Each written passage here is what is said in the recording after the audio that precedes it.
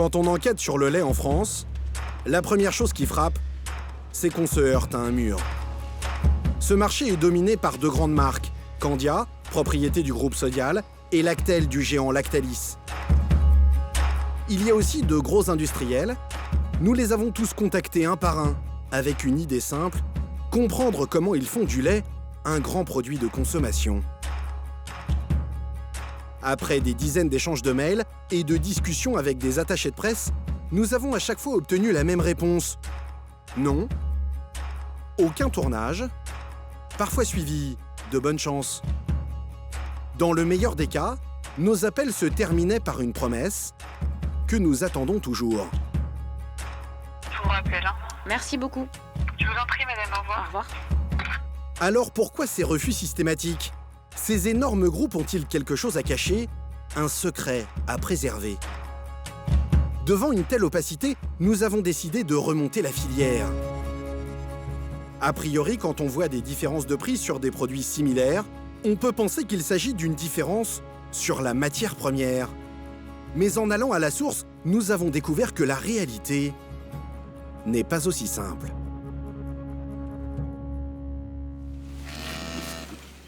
Nous sommes à Quéré, près d'Angers, dans les Pays de la Loire, le plus grand bassin laitier français. Le lait que vous buvez vient de fermes comme celle-ci, 70 vaches, la taille moyenne des exploitations en France. Allez! Un troupeau, de l'herbe. Ici, rien ne semble avoir bougé depuis des siècles. Mais détrompez-vous, vous allez voir que cette ferme est devenue une usine à produire du lait, comme la plupart des élevages français. Aux commandes, Luc et Florent Merlet, deux frères qui ont repris l'exploitation de leur père. Et chaque jour, ils ont la même inquiétude, contrôler le niveau de leur production. Attends, on va regarder combien qu'il y a. Là, il est à 3900. Ah bah oui, 4000 litres de lait. C'est la production de combien de temps, ça? De 3 jours. 4000 litres en 3 jours, environ 1300 litres au quotidien. Voilà ce qu'ils doivent produire pour être rentables. Et ça, tous les jours de l'année. Voilà. Sauf qu'à première vue, c'est totalement impossible. Pour une raison simple, une vache n'est pas naturellement programmée pour produire du lait en continu. Comme chez les humains, les vaches ne produisent du lait qu'après avoir donné la vie. Luc a donc un impératif a priori impossible à réaliser pour produire du lait toute l'année. Que ces vaches enchaînent grossesse sur grossesse. Il a donc dû forcer la nature. Une fois par an, chacune de ces 70 Montbéliardes est en chaleur. Ah, si c'était le taureau, ça serait fait. Mais ici, aucun taureau à l'horizon. Et pour cause, Luc et Florent ont trouvé une solution beaucoup plus efficace. Lorsqu'ils cherchent un futur papa pour leur vache, comme aujourd'hui, ils le choisissent désormais sur ce catalogue, celui d'une société qui leur vend une solution miracle. Là, il y a le nom des taureaux, et après, on choisit parmi ces taureaux-là, quoi. Cette société ne vend pas des taureaux, mais leurs semences. Dans la plupart des élevages aujourd'hui, les vaches sont inséminées. Et toutes les lignées ne se valent pas.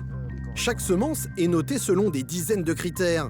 Vitesse de traite, fertilité, longévité et même le tempérament. Il y a des animaux comme dans les humains qui sont plus têtus que d'autres. Les éleveurs s'intéressent d'abord à la quantité de lait que produiront les futurs veaux.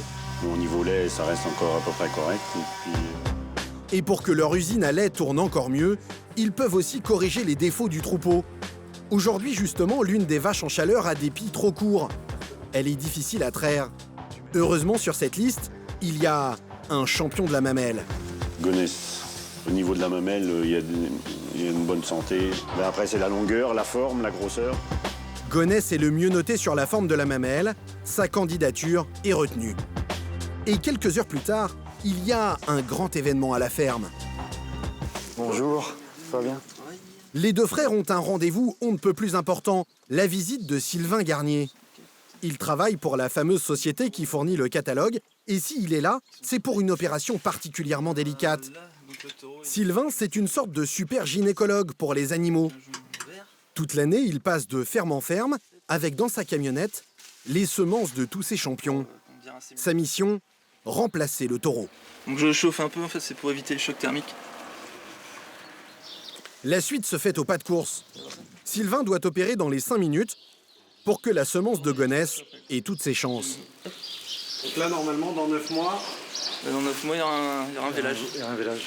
Ouais. Luc et Florent dépensent 45 € par insémination. Mais ils sont sûrs que dans 9 mois, ces vaches mettront bas et commenceront à produire du lait. Lorsque les petits veaux viennent au monde, nos 2 fermiers ne les laissent que 24 heures avec leur mère. Ensuite, ils les nourrissent à la tétine pendant quelques jours. Mais très vite, ils modifient leur alimentation. Et le lait des vaches, c'est nous qui le consommons. Ici, elles passent à la traite 2 fois par jour, matin et soir. Il faut que je mette en route. Elles produisent en moyenne 19 litres par jour. Et pour que ces machines à lait ne s'arrêtent jamais, les éleveurs les réinséminent juste après la naissance de chaque veau. Avec cette méthode, la production de lait a explosé en France. En 1950, une vache produisait 2500 litres de lait par an. C'est 7500 aujourd'hui, 3 fois plus. Et pour que tout ce lait atterrisse dans nos estomacs et que nous le consommions en masse, il va passer par une usine où il va être traité. Vous allez le voir, ces usines cachent des astuces et des secrets que les industriels ne veulent surtout pas dévoiler. Et vous allez maintenant comprendre pourquoi.